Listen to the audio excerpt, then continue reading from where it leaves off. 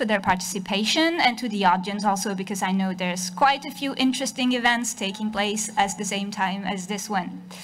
My name is Yasmin Galoul. I'm the technical lead for the support to development finance institutions at the ICR facility.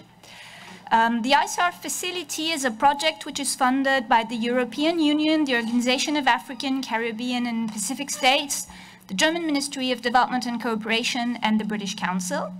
And it seeks to improve the investment climate by providing technical assistance to public and private organizations in African, Caribbean and Pacific countries. Since 2020, we've been providing tailor-made technical assistance to 16 development finance institutions. Most of them are small or medium-sized national public development banks, but we've also collaborated with regional institutions such as the Caribbean Development Bank or the ECOWAS Bank for Investment and Development. We provide support on a very large range of topics, but recently, more specifically, on gender mainstreaming. And so we are one of many sources of technical assistance for public development banks. We were able to observe that even very small amounts of support can lead to tangible results as long as the technical assistance is aligned with the effective needs and the priorities of the banks.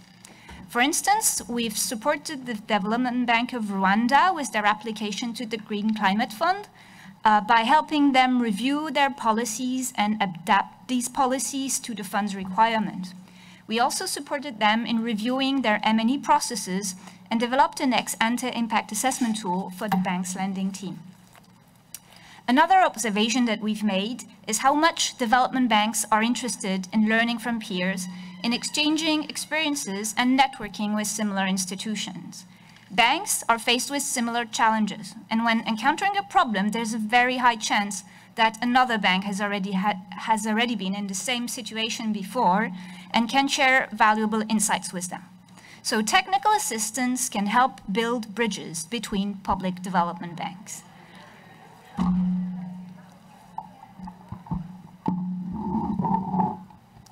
Thank you. So technical assistance can help build bridges between public development banks by supporting exchanges and knowledge sharing and by developing tools which can be used by several banks. So I'm entirely convinced that technical assistance can be a very interesting resource for public development banks to transform and face new challenges. This is why we wanted to organize this side event to give the opportunity to banks to share how technical assistance has helped them and how it could do even better in the future, especially on the topic of climate finance and gender. We will also have the opportunity to hear from technical assistance providers what matters most to them. During the first plenary of the summit yesterday, Rémi Rioux mentioned that the advocacy part of the fix work was over and that now was the time for action.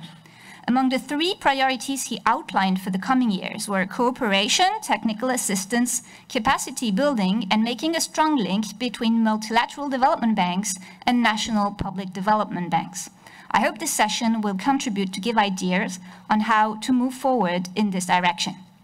At the end of the event, after the panel discussion and the Q&A session, Mr. Victor Prévost, who is sitting right at my right, will be briefly presenting an upcoming study which was commissioned by the FIX Secretariat in order to conduct a mapping of the offer of technical assistance available to PDBs, as well as examine the bank's needs for support.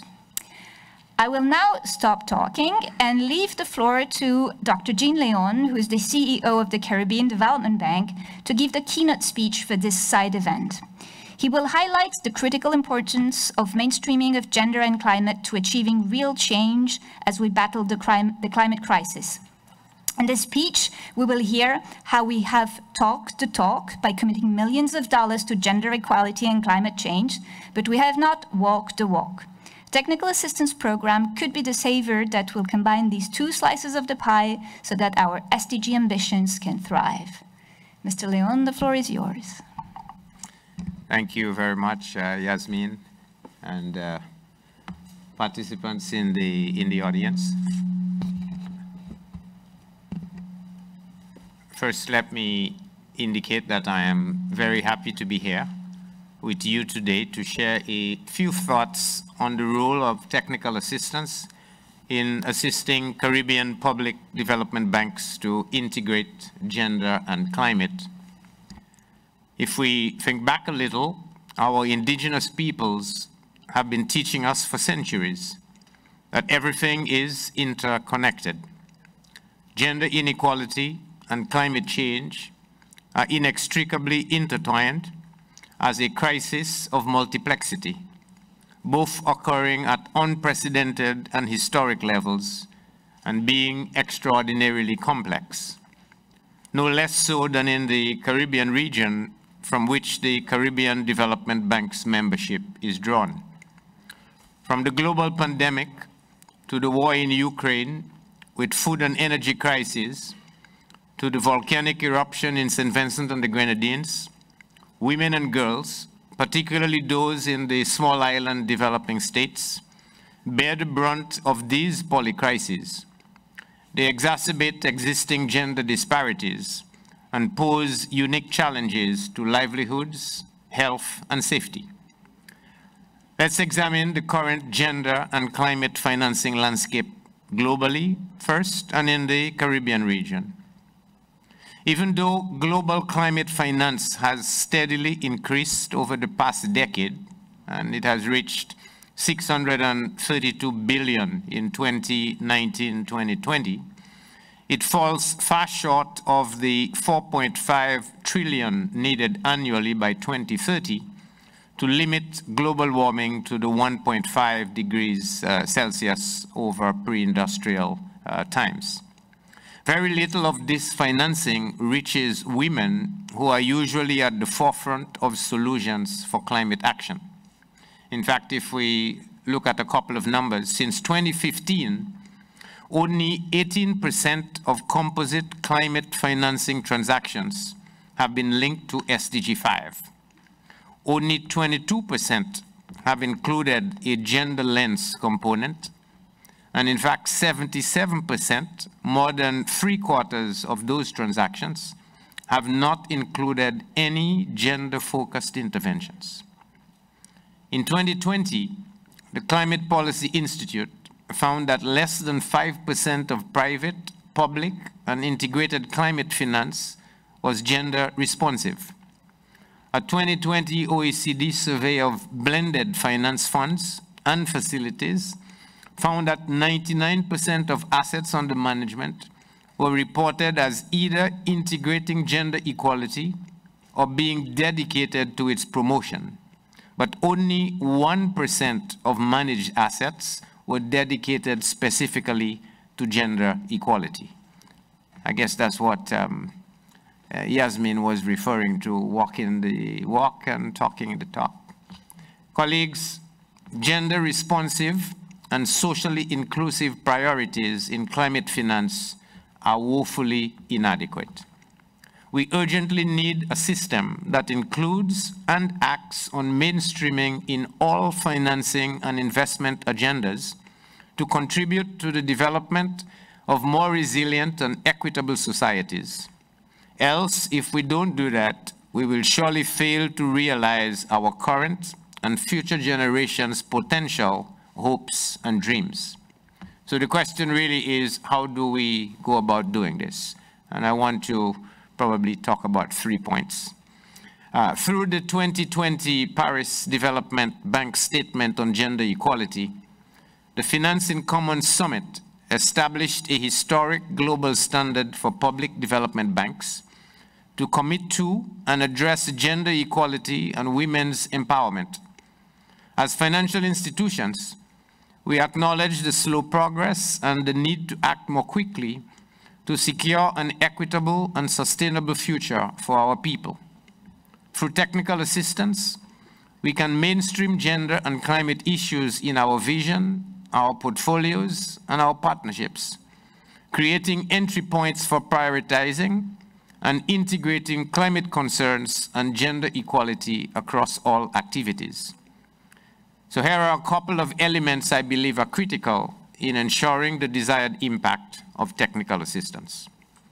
The first is access to adequate and affordable, gender-smart climate financing and investments.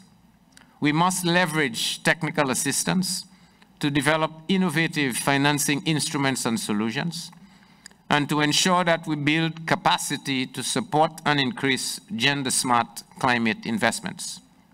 Development financial institutions can use technical assistance to increase the impact of their investments by providing support for the development of new and innovative products that are responsive to the needs of underserved markets, thereby generating both social and commercial impact through increased financial inclusion, customer acquisition, and increased revenue. Second, we must push for a gender-just energy transition. Well-designed and targeted technical assistance should enable public development banks to be even stronger champions of a just energy transition aligned to sustainable development priorities. Technical assistance can be used to unlock access to green jobs for women and girls, leveraging transformative opportunities in the energy sector. Third, we need to be innovation and solutions driven. Technical assistance is vital in facilitating ideation and innovation. Knowledge products, new concepts and methodologies that improve ways of doing things to bring about changes in lives are just some of the fruits of this assistance.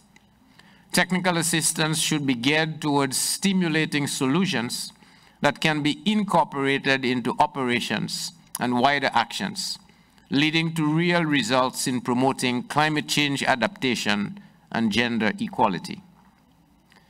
How have we at CDB put this into practice? In collaboration with clients and partners, we integrate technical assistance strategically into project designs, making it the center of strengthening the capacity of our beneficiaries, which enhances project implementation and impact. To add to our technical assistance effectiveness as a transformation tool, we have recently joined the 2X Global Community, the world's largest gender impact investor, and will use this platform to continue enhancing the capacity of our regional development financial institutions to transform our region, especially within the MSME sector. We believe that encouraging the adoption and localization of these standardized methodologies and global practices will advance gender equality in climate action.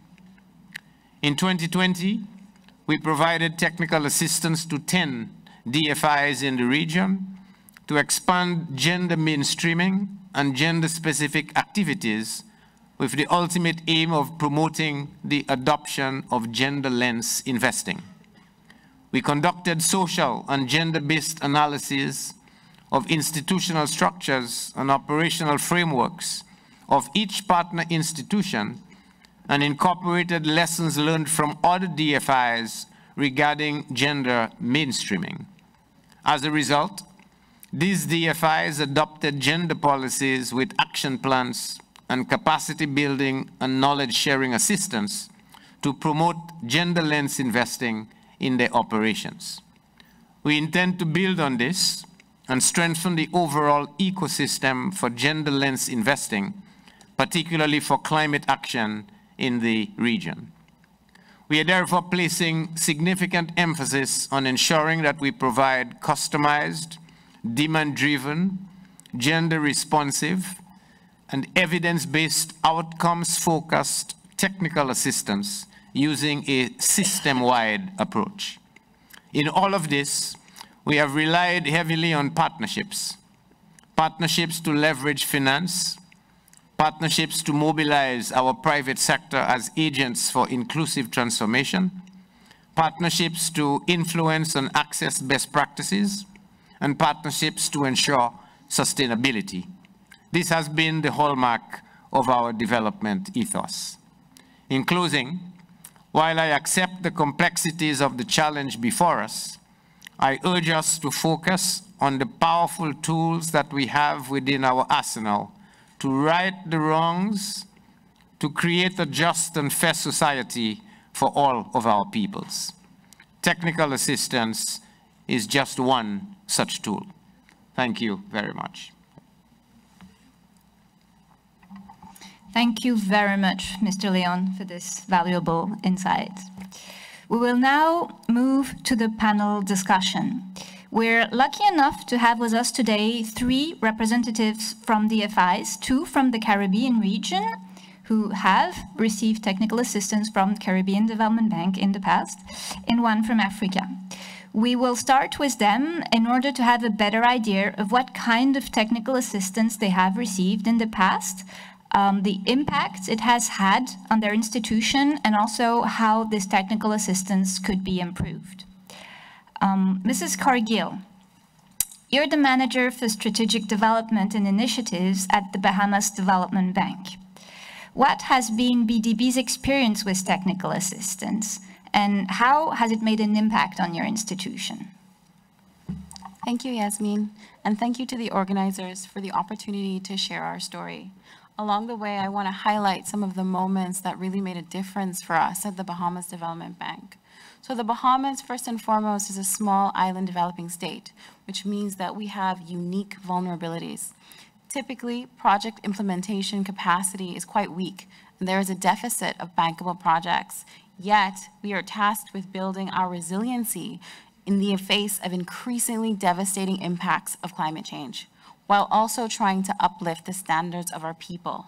So in this context, a well-functioning development bank is a robust mechanism to execute projects and channel financing for sustainable development. When I joined the bank in 2019, PDB was just turning to the SDGs. So in my role, I've been fortunate to spearhead the process of this integration, including shaping and overseeing incoming technical assistance. I have also been able to choose who I work with and how I build my team. So as a highlight, what was critical here is that there was strong internal commitment and motivation to make this transition. At the time, BDB was struggling. There was even talk about closing. So for us, it was change or die. Secondly, you had a small team that was specifically designed and committed to doing the heavy lifting of institutional reorganization. The unit has its own culture. The speed of work is faster because it's a small gear that has to turn a large one, even in the face of political transition or staff turnover. Once we set our direction, the Caribbean Development Bank threw us a lifeline. We had asked for funding, but they provided a technical assistance grant for a diagnostic review and strategic plan. That plan helps solidify what I call the new approach. Youth inclusion, gender equity, climate financing, that plan laid the foundation for us and gave us the confidence to pursue a new direction. And I want to take a moment to focus on how long-term relationships with multilaterals can have a rebounding impact. Since the bank was founded, CDB has been a reliable resource. Additionally, they've helped us strengthen our networks by bringing together regional partners. For example, CDB developed a guide and held a regional workshop on creative financing. When a Trinidadian fund for creatives opened, a colleague from that workshop reached out and connected us. It took some time, but we recently signed an MOU, the first of its kind, to allow this Trinidadian entity to provide funding for Bahamian entrepreneurs through this regional fund through BDB. It's new for both of us. We are learning as we go, but you can see a direct through line from technical assistance from the multilateral to real opportunities for entrepreneurs. Following BDB's adoption of the SDGs, we put ourselves forward and were selected to be the first national direct access entity for the Green Climate Fund, which means we received technical assistance in the form of 5 consultants for about a year. This TA was another milestone for us. We rewrote and created new policies and manuals covering procurement, corporate governance, environmental and social standards, as well as gender. We created an entirely new grant system. It was a difficult process, but we held firm. I want to highlight here how impactful the learning curve in organizational transition can be. Incoming leadership does not always understand, and therefore does not always value the principles that we think of as foundational in development. Our GCF application was delayed for a year because of changes in government, our board, our managing director, but internal commitment and key staff remained consistent. So as a result, that mandate for SDG alignment and everything that came with it survived. And so even though we are still in stage 1 review with GCF, we have already started leveraging these new frameworks. We are on board for a $22 million project for sustainable integrated land management to design, execute, and monitor a $700,000 grant program. We are the national coordinating authority for the joint SDG fund project, Build Back Better, which will see us creating a pilot project for the region for gender equitable financing. In partnership with UN Women, we have been elected to chair the SDG Technical Committee for Economic Prosperity in the Office of the Prime Minister, and we are a member of the National Climate Change Committee. Of course, what is a development bank without money? PDB had not been capitalized in decades. Our balance sheet was, and still is, not really that attractive due to our legacy portfolio. But the changes we made have not gone unnoticed. The government of the Bahamas has committed to guarantee $50 million in green climate funds products once accredited. And a recapitalization for another $50 million is now before the Cabinet of the Bahamas. When CDB visited us this year, we had our usual list. This is what we need, this is where we are challenged. But I remember when they stopped us and they said, no. The Bahamas and the Bahamas Development Bank need to begin to think about how you lead. That brought about a mental shift for me to think about ourselves not just as a bank that has so far to go and so much more, but also an institution with a lot to give, to share. And that shift is apparent in our proposal to ICR. We integrated technical assistance for our partner DFIs and potential second-tier intermediaries into our technical training requests because we recognize how important it is for us to act not just as a channel for funding, but also mainstreaming SDG, climate, and gender equitable principles into the wider economy. So us as a National Development Bank, we are also learning to lead in transmitting the values set at the international level because we recognize ourselves as that bridge. Compare this state to 2019, when there were real concerns about our viability. Well-executed technical assistance is one of the major drivers between then and now. We have ongoing challenges, such as a limited pool of consultants. We need more work to build capacity of local experts who have a deep understanding of the nuances of our national context. We need to do more to operationalize our commitments. With our incoming capital, we have to make sure that we have fully integrated our values as reflected by our policies into our decision-making, and that we have monitoring and reporting systems in place to fully capture our impact. The need for education continues. I would like to end on a note of optimism. The Bahamas, like several other Caribbean countries, has signed an MOU with the African Export-Import Bank, who has committed not only $1.5 billion to support Afro-Caribbean trade, but has also provided their willingness for technical assistance. A new era of relations between the nations of the continent and the diaspora is beginning. Partnerships are core to who we are, and so we are very open to collaborate on solutions to the challenges that we mutually face. To our partners, CDB, GCF, UN Women, and now the Investment Climate Reform Facility, we say thank you. Strengthening a development bank is truly strengthening a country.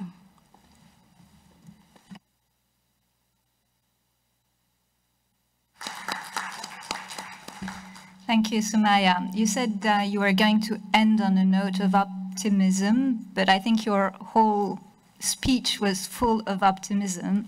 And it's truly inspiring to see how technical assistance can accompany a bank, build it up nearly from the bottom, as you said, up to the top to a point where it is in a position to help others and to share its experience with others. Thank you very much. I will now turn to Mrs. Renaud, who's the Chief Lending Officer at DFC Belize. Could you also please share with us some of the results that DFC was able to reach with the support of technical assistance in the recent years? And maybe explain to us what would be your ideal technical assistance, if you could choose. Thank you. Thanks for the opportunity to be here. DFC is Belize's only development bank, and we'll be celebrating our 60th anniversary on the 27th of September of this year. So we have a lot to celebrate. Our strategy is building resilience against climate change and economic volatility. We have three main strategic thrusts, which is to maintain climate resiliency as we aim for a GCF accreditation. Hopefully our application can go in the October of this year, mainstream gender equality, and development of innovative products to serve the underserved market. With that said, we have benefited from numerous technical assistance. We had a technical assistance that focused on climate risk assessment consultancy, which was mainly to improve DFC institutional capacity to assess and manage climate risk in its credit delivery and administration process, which resulted in our climate risk screening, climate policy, as well as our climate risk and vulnerability tool. These are still relevant and being used today. We also had assistance in development of our gender equality policy and action plan. This particular technical assistance was to focus on embedding gender in our operations at DFC. This resulted in the creation of our gender policy, increased staff awareness of gender equality, and as well as identifying a gender champion and a climate champion for DFC. Again, this policy is still very relevant today, and DFC is the only institution in Belize with a gender policy.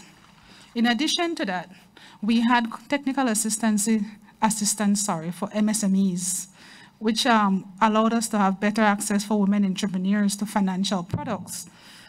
This included reviewing our existing products, bearing in mind the challenges of financial inclusion and barriers to financing to adjust our financial products being offered to women and MSMEs. The TA highlighted the need for better collaboration and partnership with other agencies, accessibility of products and services for our clients, as well as building other forms of security beyond traditional collateral. We developed our empowered business loan product from this technical assistant, which actually led to us receiving an award this year by ALIDE. So we got a regional award for this particular product that was developed from the technical assistant.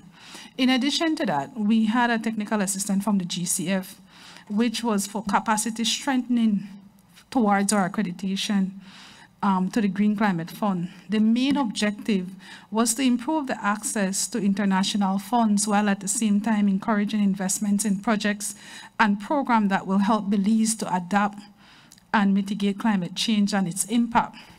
This resulted in DFC developing various policies such as our procurement policy, our grievance redress mechanism, our internal audit manual, or investment policy, and the implementation of an environmental and social management system. This will further assist us with our application. But one of the beauty of this ESMS is that this is also helping our country because our Department of Environment was not really up to speed. And when we implemented this and pushed this forward, they had no choice but to get on stream. They had to step up in terms of what they were doing in terms of monitoring these projects, while at the same time ensuring that they're not affecting our business as a corporation. In addition to that, we had another consultancy from Ecomico, which was mainly to pilot and implement green finance for renewable energy and energy efficiency as it relates to our investments. We were able to deploy and create a new product for our EEE. And also, basically the product had components such as to design and implement a green finance product to analyze the vulnerability of finance institution loan in our loan portfolio to climate change. This resulted in developing our REEE loan product. Trainings were provided to our staff as well as to energy service providers.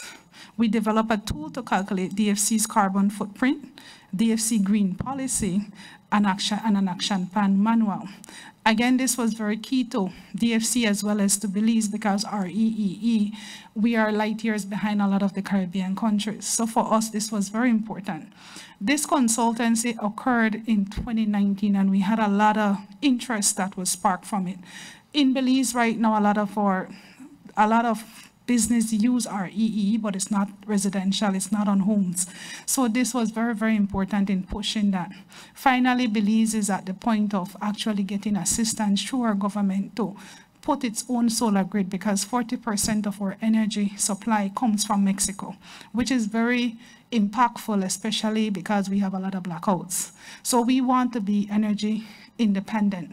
And because of that, this particular product and the government finally becoming aligned with it in terms of putting the necessary policies in place for net metering and different things that we needed is actually helping us to develop further interest in this particular product.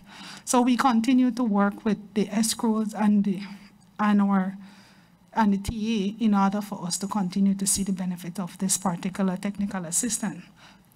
Currently, we have 2 ongoing technical assistants for digital transformation and revamping our credit policies. DFC, although it's at 60 years in existence, what happened is that we were behind in terms of where we are with our digitalization process.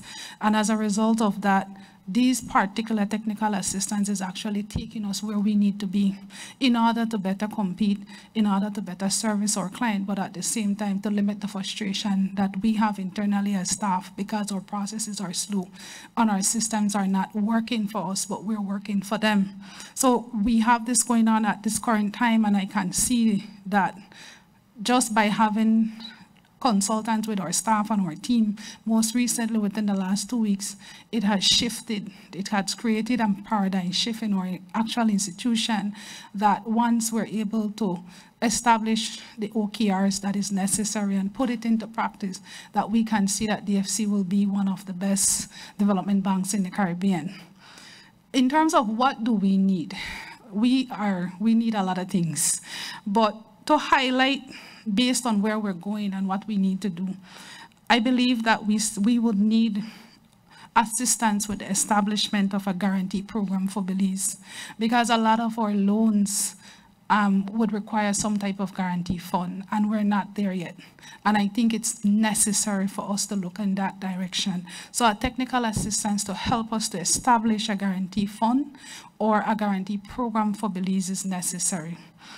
Capacity building in grant writing and grant proposals. There's a lot of funding out there, but we don't know how to get it. And our people need training to do that. So that is very, very necessary. In addition to that, capacity building for MSMEs or MSMEs in record keeping and the establishment of a business plan. This might seem simple, but in the Empowered Business Loan Program, it shows that a lot of barriers are still there as it relates to financial inclusion, as it relates to knowledge base and what the women populace need. And one of them is help with establishing business plans and actually learning how to ensure that they can take their idea into reality and create an actual business from it. In addition to that, establishment of OKRs, knowing what is important and what is urgent, what will impact DFC the most. Once we identify these things, set up an action plan to move forward, because at the end of the day, you want to keep momentum. We know what we need. We just need to establish the plans to get there. In addition to that, we would need assistance with development of a new strategic plan. Our current strategic plan ends at the end of 2023, and we're at the point of establishing or developing a new one. So it would be essential for us to gain assistance with that. And lastly, knowledge sharing among other Caribbean development banks who are light years ahead of Belize. It doesn't make sense for us to reinvent the wheel. There's a lot of things that we all are doing, but we operate in silos. Although we're in the same area and we're faced with the same problems and vulnerabilities, we need to share ideas among ourselves more. And so it is imperative that we gain assistance in doing that, that we bridge the gap, because it will only help the Caribbean if we do so. So that would be my summary of what it is, what would be necessary for DFC Belize to move forward. But I would like to take the opportunity to thank CDB, IDB, GCF, and all those who have assisted DFC with technical assistance, because with the assistance that we have received, it has allowed us to strengthen DFC, but also strengthen Belize. Thank you.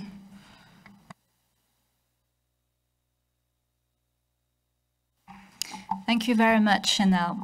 So what I hear from what you're saying is that technical assistance for development already exists, already is effective, and already helps you to achieve the results that you want to achieve as an institution.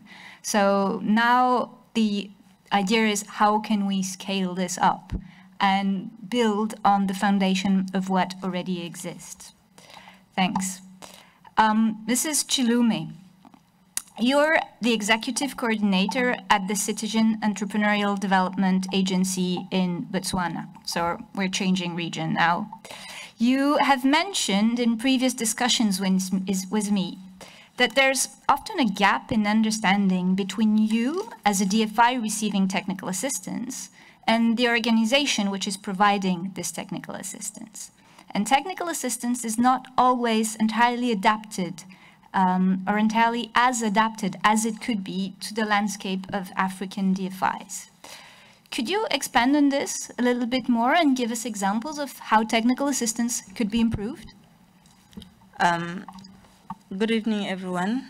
Thank you, Yasmin, for having me, and thank you, ICR, for this opportunity.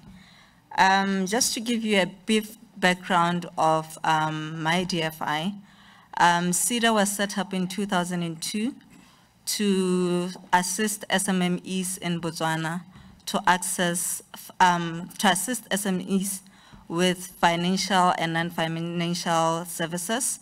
And these would be SMMEs who would ordinarily not access funding from commercial banks and other funding institutions. So the CEDA was the first of its kind in our country, and we had to start everything from scratch. Being the only DFI of its kind in the country, we had to rely on those that were already in existence. And we looked into the region, we looked into neighboring countries to assist with product development. And, you know, this was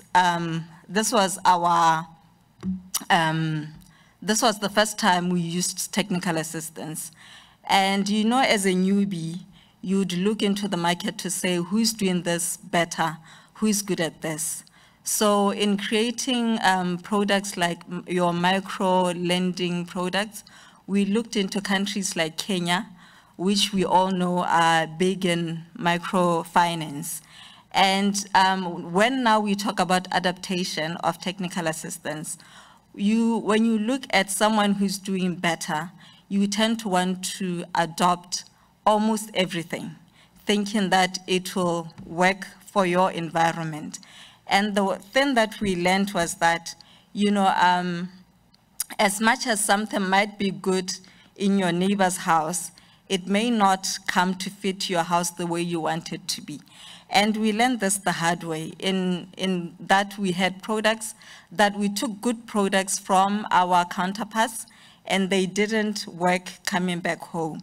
And now we got to realize that, you know, technical assistance has to, Jean had said, technical assistant should stimulate solutions.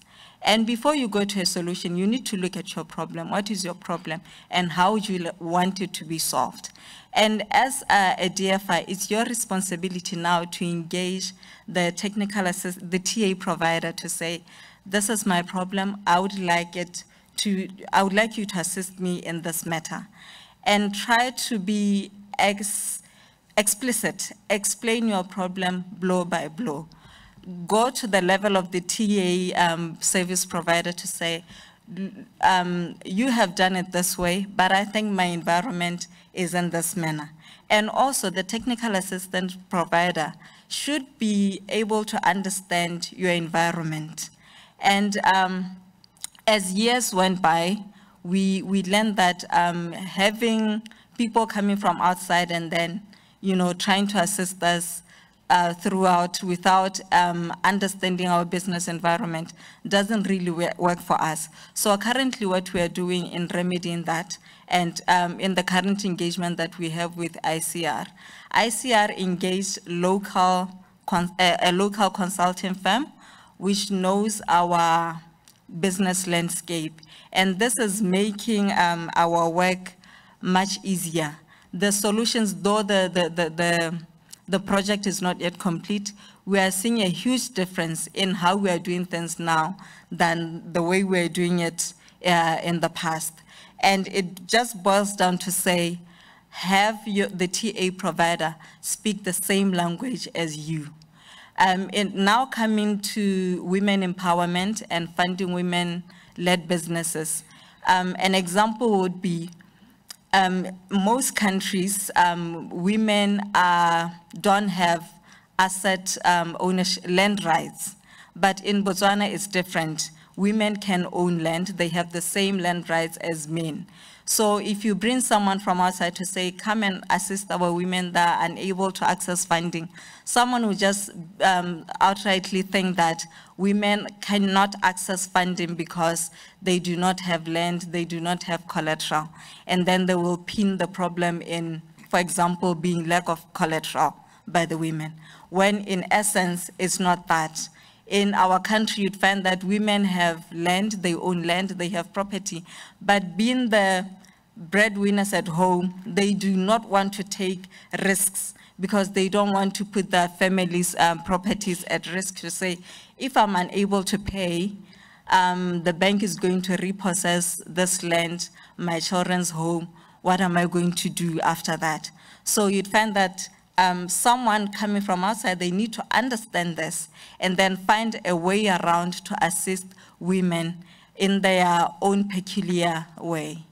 So that is how I can expand on it, unless if you want me to bring out any more examples.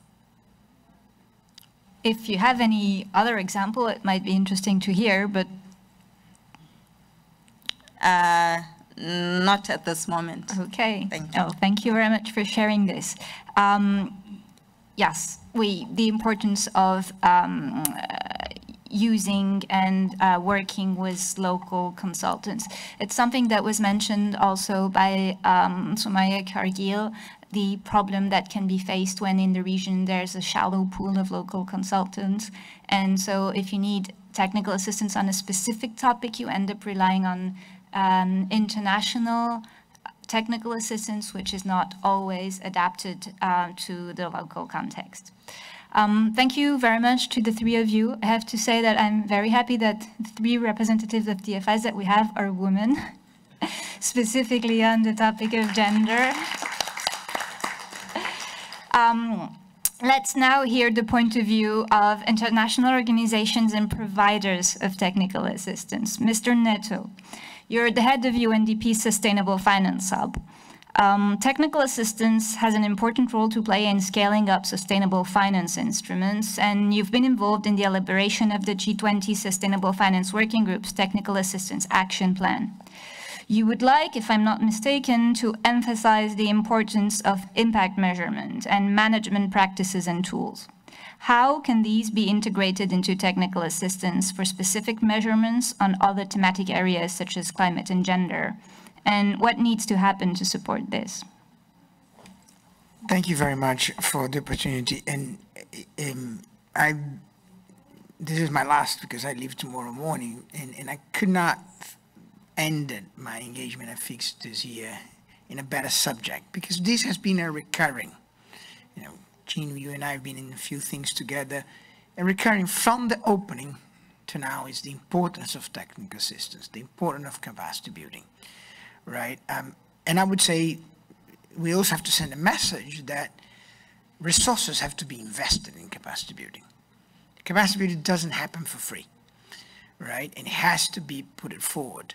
Now, at the United Nations Development Program, capacity building is our DNA for 60 odd years. This is what we've done and is what we still do in 170 countries with partners governments in that sense.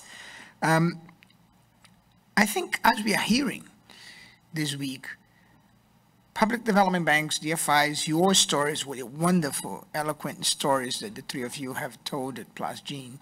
It's clear there's a lot of excitement about the role you're going to be playing in the future, right? And the great role you can play getting closer to communities and delivering the necessary financing resources. Now, to do that, you are going to need not only the money, but the capacity, right? And in that sense, I think it's very important that as we move forward globally, we look at PDBs as a category of recipients of capacity building, technical assistance, but also givers, as you mentioned. There's always a South-South exchange. There's always an opportunity to learn from each other. So providers, suppliers, and receivers of capacity building. I think that, for me, is becoming very obvious, right? And one of the things I would like to do and work with you, Yasmin, and others, is as we move forward on implementing this global G20 technical assistance action plan and sustainable finance, to make sure that we are hearing your voices in terms of your demand. What is it that you need? And how do we find the best people that supply it? Now, we at UNDP can and will work on kind of organizing this process of demand and supply. We are also providers of capacity building when it makes sense in the areas that we know what are we talking about. We don't know what are we talking about everything, right, in that aspect. And a few examples of how we have structured capacity building exercises. And I like this issue of, you mentioned about the consultants, international consultants coming in and out, coming in and out. What are they leaving behind in terms of capacity inside your institution?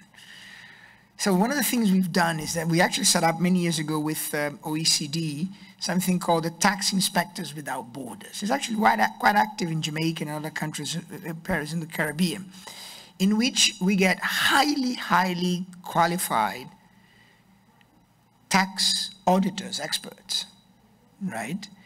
Either from another tax administration, Canada, Brazil, and Angola, or consultants. But their job is to come in and sit with tax administrations in your countries and provide the capacity building while doing a real tax audit on profit shifting for the multinationals for 2 years. What we've learned in this process is that as this 2 years process is going on and those audits are done, today, Jamaica is actually providing that technical assistance. The experts going to Mexico are going from Jamaica, right? Because not only we send the expert, but the capacity stayed behind. And that, I think, is a very important principle, as well as the principle that international organizations should provide capacity building on what you want, not what I think you want. So those two principles for me are very important. Another mechanism that we use is that we created this whole program I've mentioned a few times called Integrate National Financial Frameworks, which are helping 86 countries putting in place financing strategies for the NDCs, and we create an INFF technical assistance facility together with the European Union, OECD, and others. Same approach, mobilizing, but get capacity doing things rather than training on the old-fashioned way and so on and so forth. And a few examples of that, we've worked with the Uzbekistan government to design a green mortgage scheme with the gender responsive and the housing being renewable, resilient to climate, so that the link to the gender and the climate aspect. We, in terms of our work with PDBs, right, two things. On impact management, we have actually been providing capacity building support to the European Investment Fund, right? So this is another interesting moment we have in history is, sure, PDBs in the South need But capacity and gaps in technical assistance and gaps in capacity are global when you come to sustainable finance with new innovative.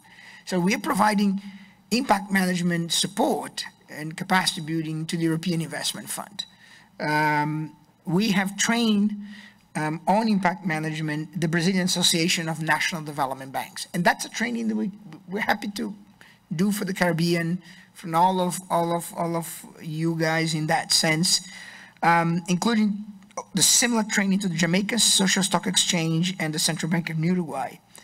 And now we are partnering with the Development Bank of Latin America to align their portfolios with the SDGs, which a strong focus on gender focus. And aligning meaning managing the risks and impact, as well as mobilizing funding towards key sectors such as SME and environmental conservation.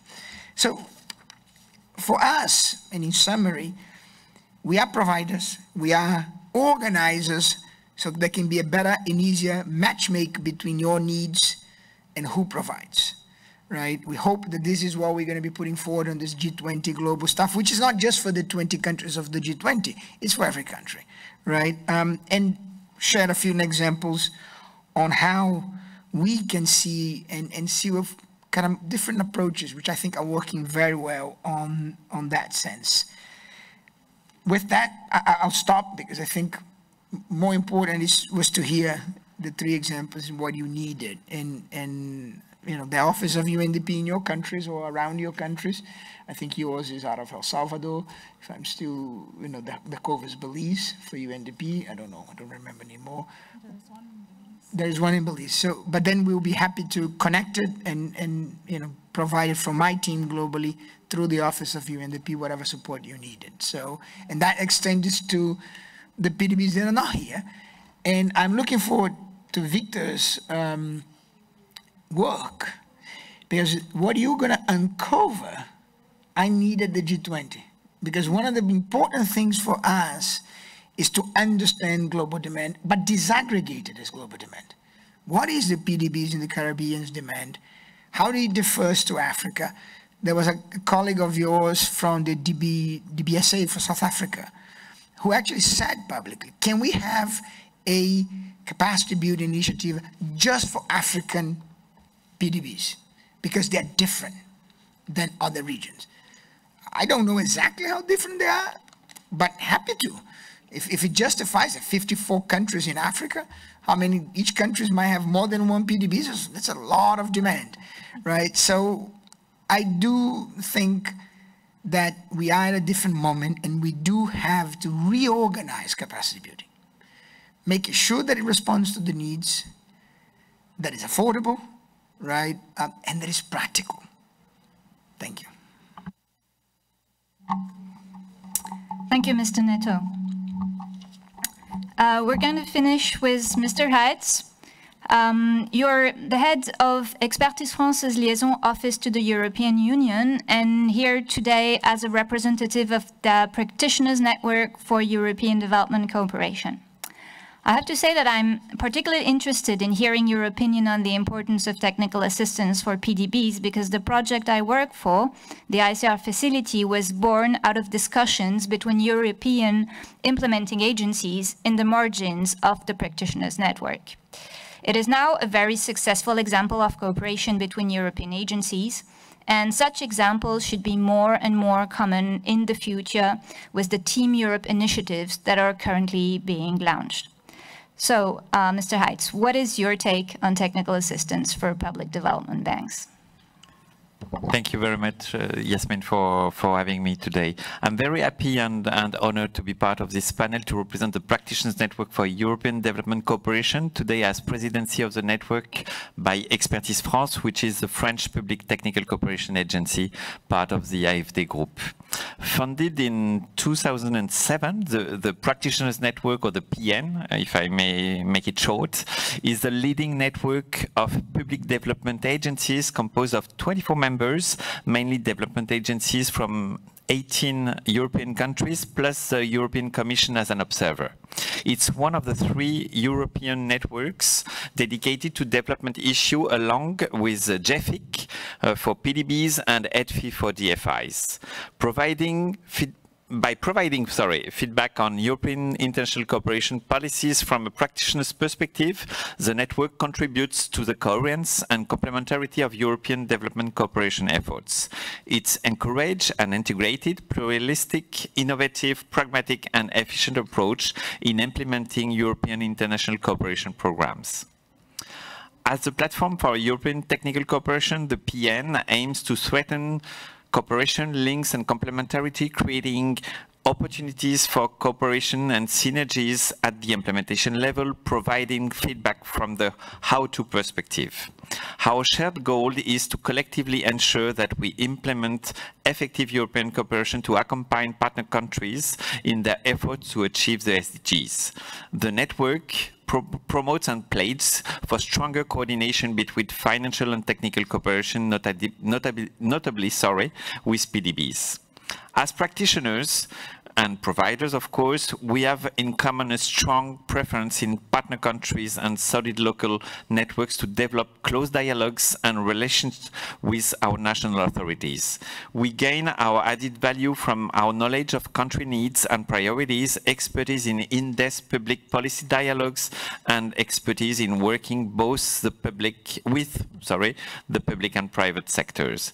Thus, technical cooperation can nurture structured policy dialogue mechanism with partner countries, supporting policy reform and guiding all cooperation modalities, including financial cooperation and investment towards sustainable development results. As it has been discussed since yesterday, we must achieve systemic change in coordinated approach to contribute to the achievement of the SDGs. That means stronger coordination between development actors, PDBs, NDBs, DFIs, and implementing agencies that provide the technical assistance. For that, we will need to first identify impactful and sustainable bankable projects. Development Cooperation Agency has the capacity to work jointly with financial institutions to identify such projects, in particular to consider gender and climate impact. And second, to strengthen the regulatory policy and business environment and the capacities of government institutions, central and decentralized level, and an appropriate legal and policy framework must be in place with intense dialogue prior to launching investment to secure space for the expression and ultimately foster ownership by local actors. Development Cooperation Agency have huge experience in providing technical assistance to support national authorities to build such a system. Last year, to take a concrete example, the PN, the Practitioners Network, released a study carried out by the European think tank group on enhancing coordination between European donors, development agencies, and DFI's PDBs. The study drew insight from case studies on existing coordination efforts among donors, implementing agency and financial institutions for development. What we could notice was coordination allows for the management of not only financial risk, but also security, political and reputational risks in case of unfortunate events and operational failures, which are more likely in regions vulnerable to climate change. Donors, implementing agency and PDBs can pool together their unique sets of complementarity, expertise, and knowledge and their existing networks in partners countries, public sector actors, of course, private sector actors, civil society, and all the stakeholders. They should work together to overcome asymmetry in objectives and incentives and misalignment of priorities, sectors, and thematic to unlock their full potential and engage in the Team Europe and working better together approach, which is very crucial at the moment. Effective coordination requires time, financial resources, flexibility, and long-term approach guided by its strategic vision. Last but not least, informal dialogue among the parties can play a key role in building trust and facilitating a common understanding of particular issues. These findings are especially relevant with regard to gender and climate actions. Maybe before concluding, just a very quick concrete example I'd like to mention. Of course, the Investment Climate Reform Facility you are working for, as explained by you, funded by the European Union, the Organization of African, Caribbean and Pacific States, together with the German Federal Ministry for Economic Cooperation and Development and the British Council. The SCR facility is implemented by 4 European members, namely GIZ for Germany, British Council for the UK, SNV for the Netherlands, and Expertise France for France. It's really a perfect example of a Team Europe approach, not Team Europe initiative, which is another concept, but Team Europe approach, and also what we call at the Brussels level, the working better together approach. Another very short example focusing on climate is Adapt Action Facility, implementing by Expertise France and funded by a PDB and JFIC member AFD, Agence Française de Développement. Adapt Action supports countries and regional organizations particularly vulnerable to climate change in the implementation of their adaptation strategies. It aims to better understand adaptation processes, but also to support translation of scientific knowledge into governance mechanisms, public policies on adaptation investment. Through threefold strategy, adaptation works both on operational knowledge and research. This is the understanding pillar. On governance and public policy, this is the planning pillar, and feasibility and vulnerability study, this is the investing pillar. To conclude, I'd like to stress that technical assistance allows to prepare operation and actors that are eligible to be funded by PDBs. It prepares the business environment and a favorable regulatory framework. It develops local incubation networks and train companies or public entities. It is where the complementarity between actors takes place and maximize impact for systemic changes. It is why creating a conducive business environment is of importance, and technical assistance has a major role in it. Thank you very much. Thank you, Jérôme. We're quickly approaching the end of the session. However, I would like to ask, are there any questions in the audience? Is there any of you, who would like to direct a question to one of the panel members? If no, we can skip this, but I would like to give you this opportunity. No? There will be no regrets? Yes. Thank you.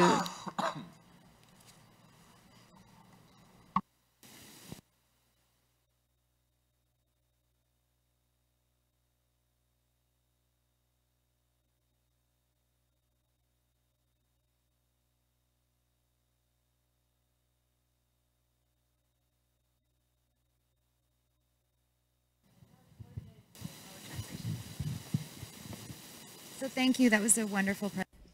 Very interesting. So as a service provider, as a technical assistance provider ourselves, my name is Corey from Momentous Global, and I know Diana has worked with many. We've worked with, I think, all of you and at some point. Is there advice you have to organizations like ours that are working in the technical assistance space to improve how we offer those services? Is there ways in which we can incorporate methodologies that might help create more peer-to-peer learning opportunities, and help you as kind of entities within your organizations influence more, not only, as you mentioned, being a bridge outside of your own organization, but also working with your own governments better? So I'll pose that to anyone that wants to give us any insight.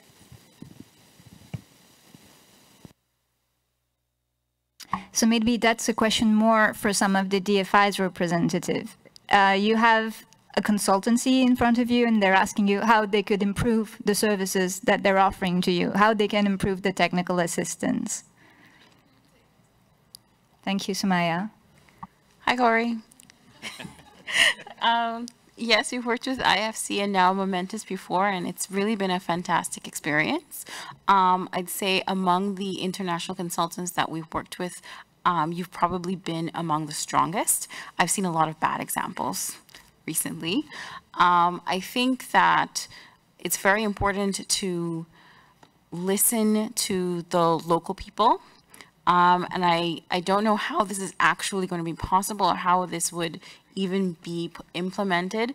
There needs to be, I think, a stronger capacity, maybe by working with a local consultant, being able to distinguish between the, I guess it's called the nice talk and the real talk.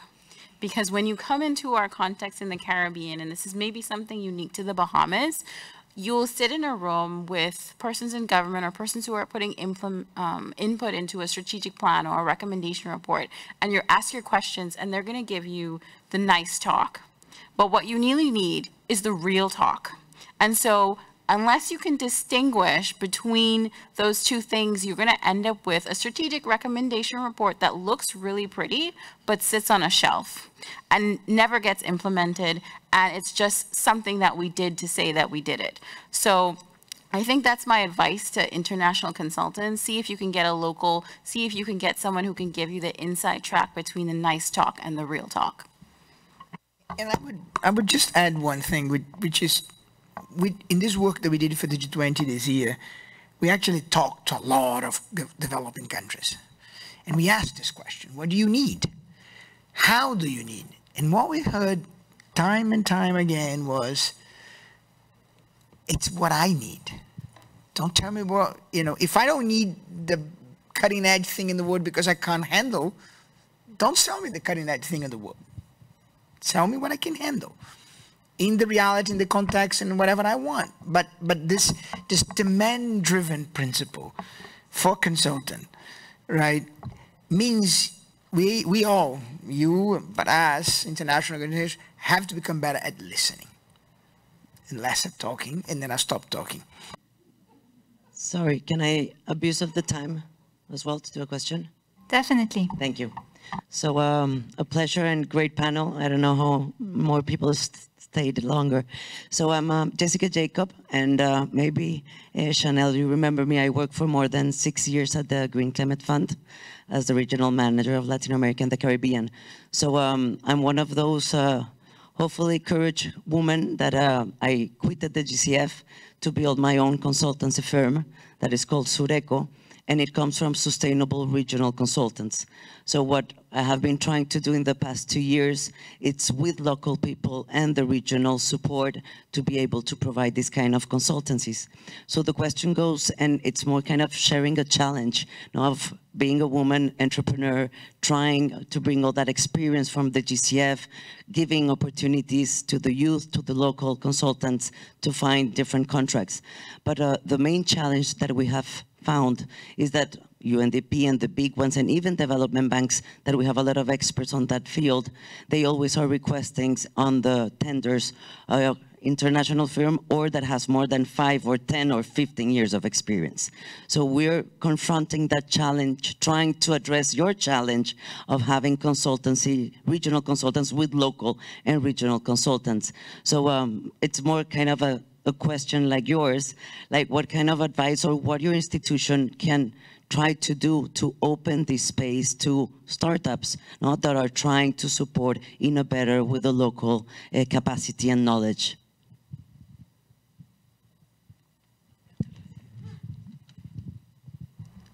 Maybe just to share the experience of my country.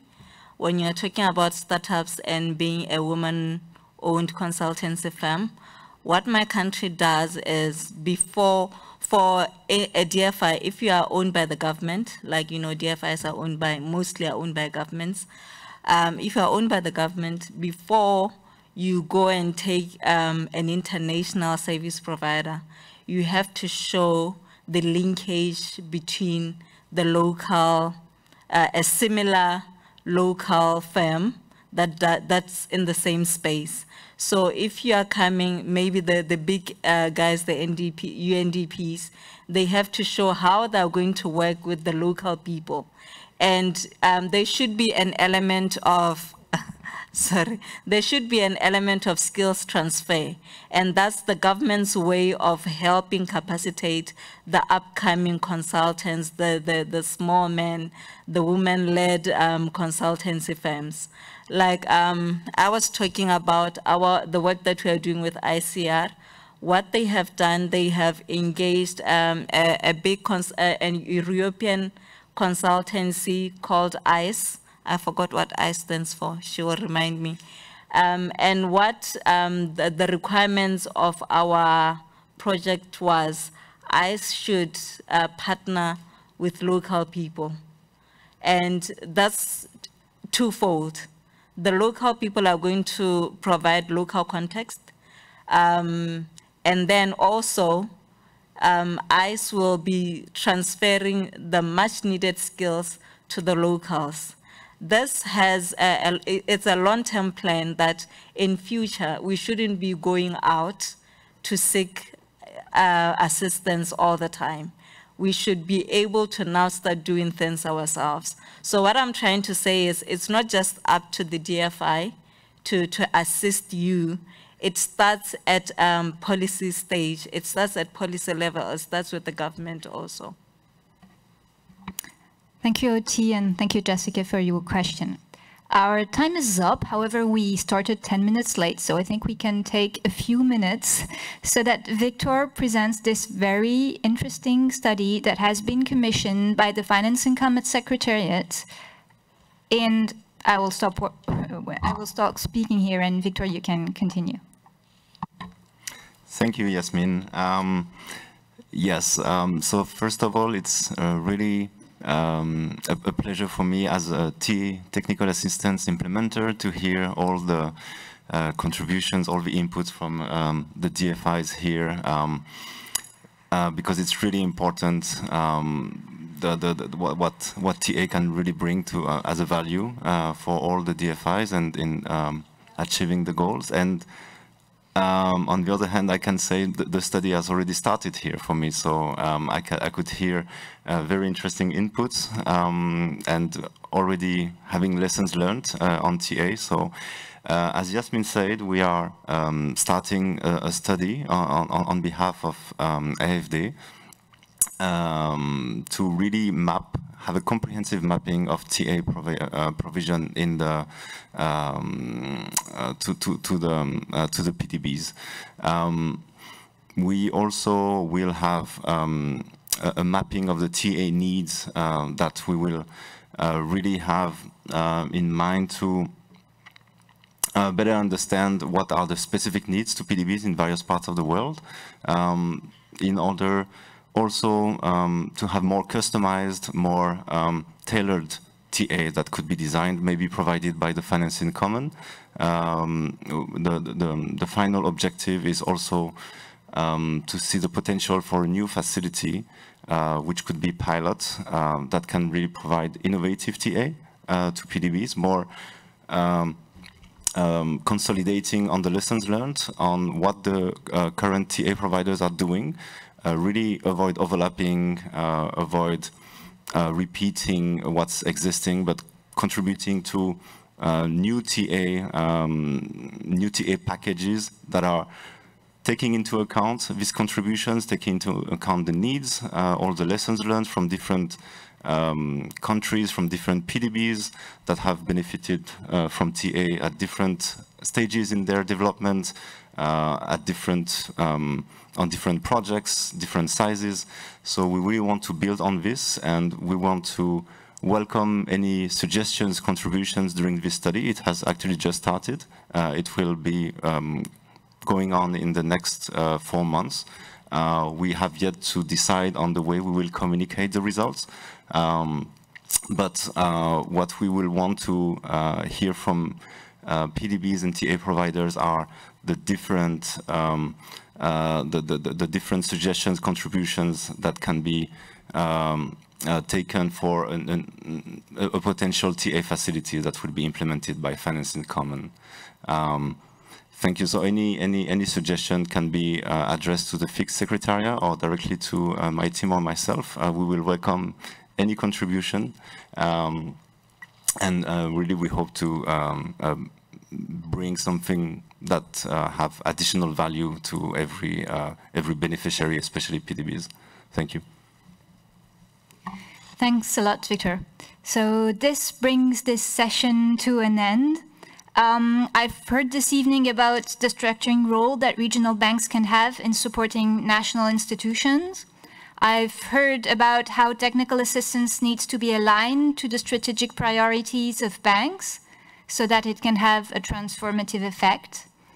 I've heard about how technical assistance can help identify bankable projects, or could help identify bankable projects and support banks in aligning on the SDGs. And I've heard that there's a willingness from development partners and other actors to provide this technical assistance and to listen to development banks in order to provide better assistance. So if it's time for action and PDBs can contribute to reach the SDGs, then technical assistance can support development banks in their mindset change from growth to sustainable development. And this technical assistance should be tailored to this new mindset. And technical assistance providers should make the effort to adapt their instruments in order to reflect this new objective. Thanks a lot. Hopefully we come back next year with the results of a study and new steps towards providing more technical assistance and more effective technical assistance to banks. Thanks a lot. Have a nice evening and see you all tomorrow.